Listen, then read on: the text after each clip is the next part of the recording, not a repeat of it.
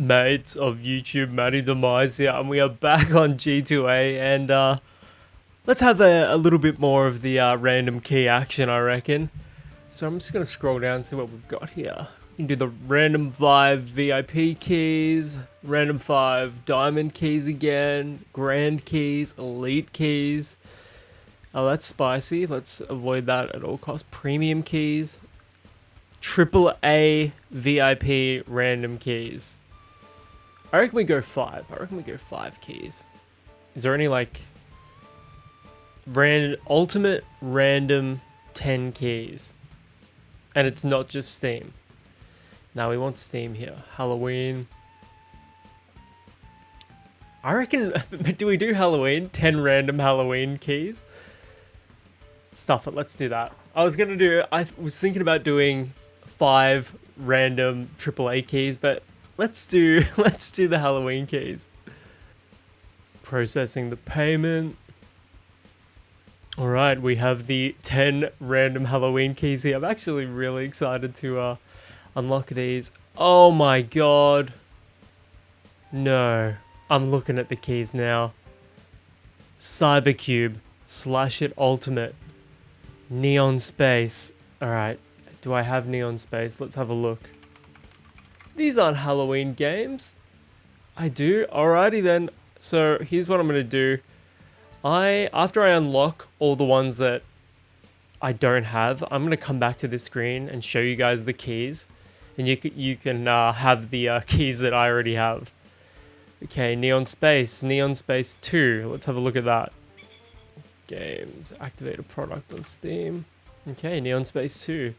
So just to clarify, the first couple of games we've got Cybercube, Slash It Ultimate, Neon Space, which I've already got. Here's Neon Space 2. Neon Space 2 is a highly anticipated sequel. Is it?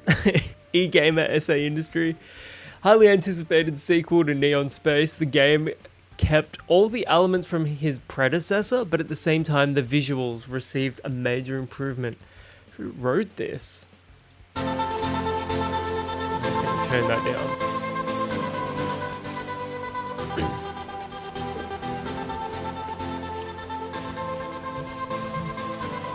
Oh, you can buy this right now because of the spring sale. It's no longer $44. It's now 95% off at $2.19. New mechanics. Doesn't look like the worst game I've ever seen. But would I pay $44 for it? Absolutely not. Let's go down to the reviews. Okay. Most helpful. Overall, not recommended. 2.4 hours on record. Oh god, why do I keep buying these games? Here's the basic premise of Neon Space 2. Fly a spaceship through a bunch of narrow and twisty paths and avoid the many death traps that lie in wait in the process. As a premise, that's fine, but after only a few minutes getting used to the controls, you can already see the whole game falling apart around you. They're just not precise. Tapping a button can send your ship forward a tiny jolt or a massive lurch, purely based on the mood the game is in. And turning feels floaty, surreal, and just plain not fun at all. Then you realize the collision detection is similarly awful. Your ship can explode randomly while being a notable distance away from any nearby obstacle whatsoever, and it's impossible to distinguish the point where you should actually be staying away from anything that could create a critical existence failure. Difficulty is schizophrenic, describing difficulty as schizophrenic to the extreme as well. One early level is full of fast-moving laser grids requiring precise navigation and timing up until the very end. Another level, just a bit later on, is a basic maze with no obstacles whatsoever. It's perplexing to observe, but no matter what a level contains, there's never really a sense of satisfaction that comes from beating any of them. It's more of a grim muttering of finally, and a slow sense of dread about what's coming next. Good points. While your ship's 2 abilities, Blink, which teleports you forward and through some obstacles, and Slow Time, which slows time, can occasionally be fun. Use them well while not being screwed over by the other game mechanics, and for a brief moment you feel like you're in full control of the Matrix. The music's good as well. A quick glimpse of the credits shows it's all Creative Commons stuff, but there's a nice mix of stuff, which is nice to listen to and follows a good sci-fi theme, so fair play there. Still though, Neon Space 2 just isn't fun. There are tons of games like this which do everything slightly better at the very least. Half of them are free online, go and play them instead. That's it, Neon Space 2. I will not be playing it. Unless you guys want me to. If you want me to actually play these games, let me know in the comments below. Duke of Alpha Centauri. I think I already own this game as well. We got it last time. Alright, I don't own this game. Nice, we're now official owners of Duke of Alpha Centauri.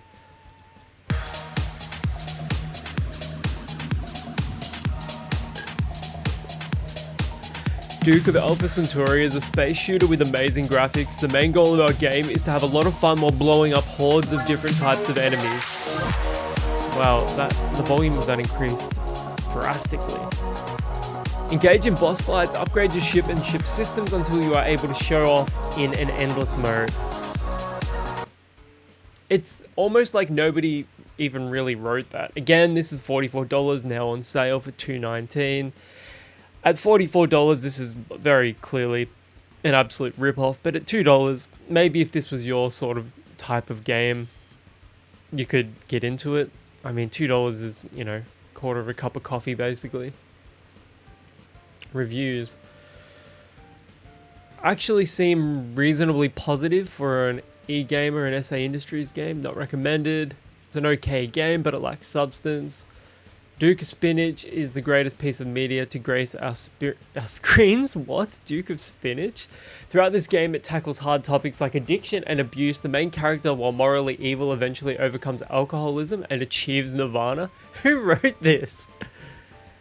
The Candyman. Cannot recommend Duke of Alpha Centauri.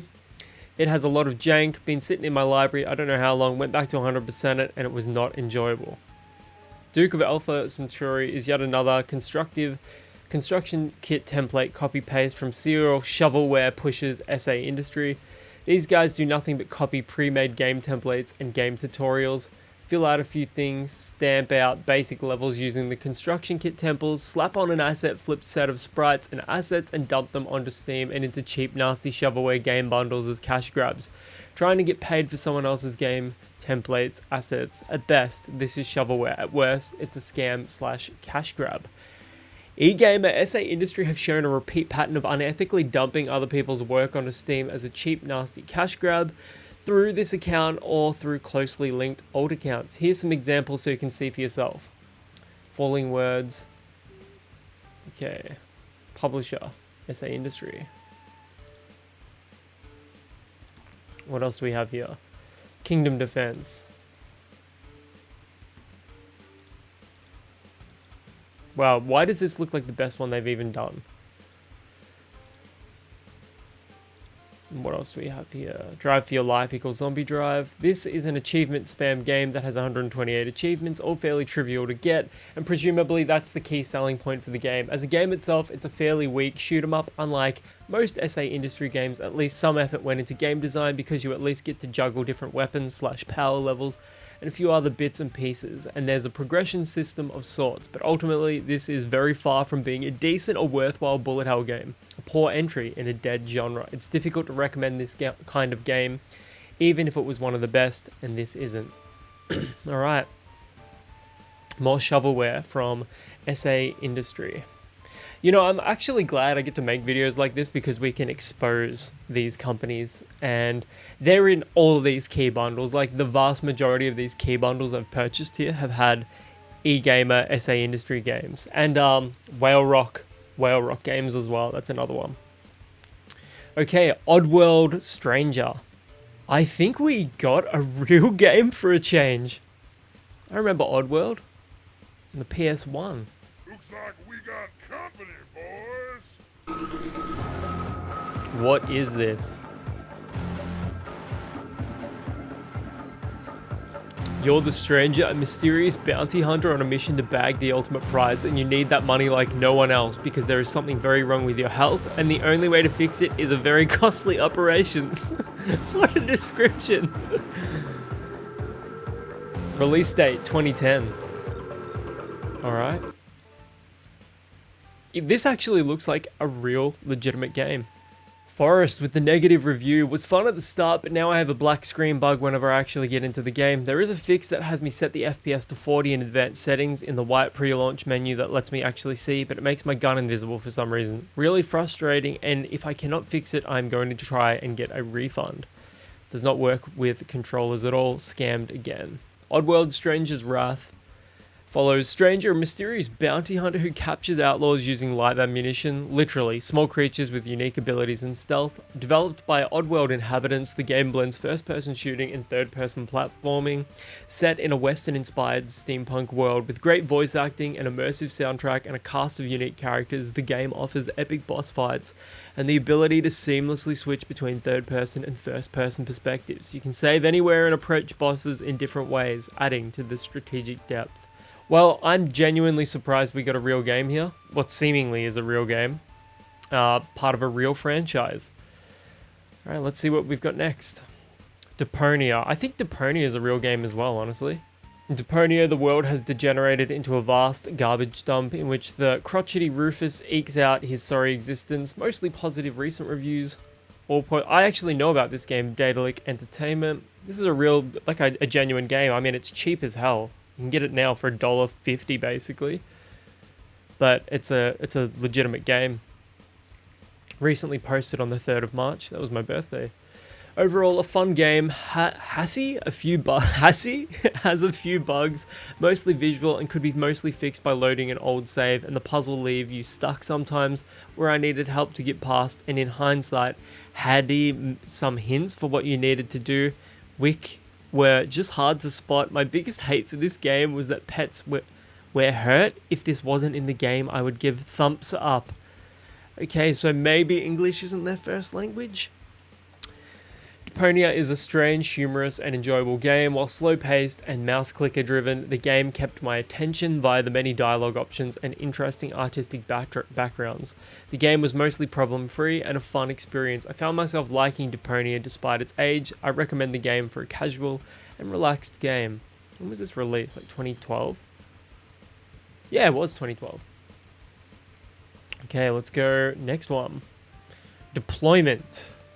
Whale Rock Games, love it. Deployment is an intense competitive top-down shooter game. Info soldiers made of pure information fight in an endless war between governments and mega corporations to rule over the digital systems that control the world. Deploy your troops from up to 5 different classes. This honestly doesn't look too bad. Like, it looks cheap, but for a Whale Rock Games game, this isn't the worst. If you're interested in something like this, you can pick it up for $2.20 right now. But off of sale, it's 44 bucks. I mean, it doesn't look that bad. Oh, those recent reviews. This is the closest to an actual game that I've played from this dev. If there were other people playing, it wouldn't be too bad. But as you probably guessed, it's a ghost town. Don't bother downloading this. This is a positive one. I really love this game. It needs a little improvement. Needs a play again button after a match. Also for lobby games, inviting in lobby works as long as you quitted the last game. Otherwise it's bugged and you need to restart the game. When playing TDM, it appears that you disconnect from the service, your game turns into controller interface and your options going wild. You are offline. Multiplayer experience is restricted. Good, just dead as fuck. Your unusual mobile game. Gameplay is not bad, however there's no people playing it now, so you're left playing with your friends or just pass on this one. Kill times are a bit too short, like 2 seconds or less. Basically a quick endless loop of running around capturing control points while killing whoever lacks spawn protection and dying to those who have it. So I guess this is like another shovelware game. Spin Rush, I think I already own that. I already own the majority of these games, so I'm going to post the keys up at the end of this video that you can have. Neon Prism. Neon Prism, eGamer, SA Industry. Neon Prism is a fun and simple, but at the same time, highly addictive game. Okay, I'll be the judge of that. Colormania? I'm not gonna lie, I don't hate the sort of Tron art style here. 50 brand new levels.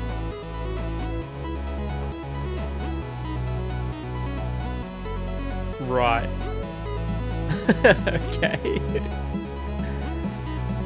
Oh man, what a joke. Alright, I've seen enough of that. Let's go down to the reviews. $2.20. or off of sale, you can buy it for $44. Okay, have fun with that. Tomato Jones. Why didn't I get that game? Okay, Mouse with Beer. 3.4 hours. 25th of March 2024. The game would have gotten a positive review because I really liked it, even though the keyboard and mouse controls are terrible. I assume the game is much nicer with controller, and it has 50 levels to play where almost every single one of them is unique in a way. However, over the years, the game went from the original price of, I think that's €2, which was the price when I originally got it and played it in 2017, to €16.49 for no good reason, which hasn't been updated since 2016. I think what they're trying to say there is the game itself hasn't been updated since 2016, which is frankly ridiculous and absolutely not worth it. 4 hours, 23rd of November 2023. After beating 13 out of 50 levels, I find this game isn't fun. The default control is terrible. While it's not bad, if you enable the ship follow your mouse cursor, music isn't bad, but not really fit with the game itself. I have no complaint about visual, although some of you might find it bland or too simple. No idea about overall game difficulty, but until 13, I find this game very easy. The game is also pricey at its default/base price, where you can find far better games at such a price. Almost 2 hours played, 10th of October 2023, received product for free. The controls are really bad, only playable with a mouse, 99 minutes for 100%. That's very specific.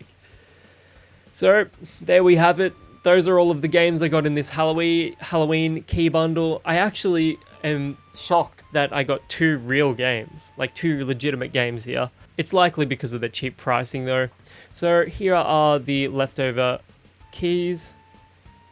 Here are your keys. Feel free to activate whatever I didn't activate in this video. They're all yours, guys. Thank you very much for watching. It's been an absolute pleasure. And until the next one, I will catch you guys around.